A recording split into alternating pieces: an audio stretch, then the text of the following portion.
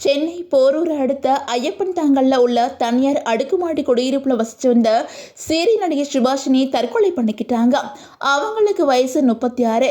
நடிகை தற்கொலை பண்ணிக்கிட்ட சம்பவம் இப்போ சோசியல் மீடியால அதிர்ச்சியை ஏற்படுத்தியிருக்குது.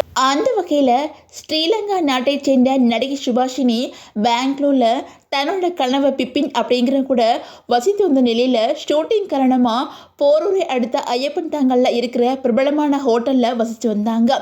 இவங்க சன் டிவியில் ஒளிபரப்பாகிட்டு இருக்கிற கயல் சீரியல் நடிச்சிருக்கிறதா சொல்லப்படுது. சின்ன திரை மட்டும் இல்லாம திரைப்படங்களையும் ஹீரோயின் நடிச்சிருக்கிறாங்க.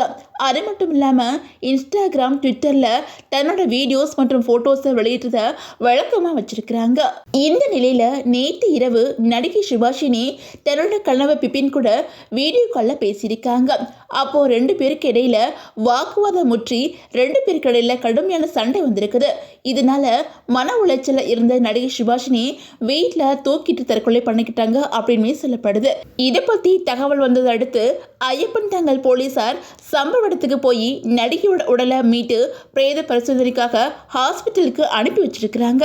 நடிகை தற்கொலை பண்ணிக்கிட்ட செய்தியை போலீசார் பிபினுக்கு தெரிவிச்சதை அடுத்து சென்னை வந்த அவங்க கிட்ட போலீசார் விசாரணை நடத்தி வந்துகிட்டு இருக்காங்க. இது தற்கொலை தானா அப்படிங்கிற கோணத்திலையும் போலீசார் அந்த பகுதியில் இருக்கிற சிசிடிவி கேமராக்களையும் ஆய்வு பண்ணி விசாரிச்சு வந்துகிட்டு இருக்காங்க.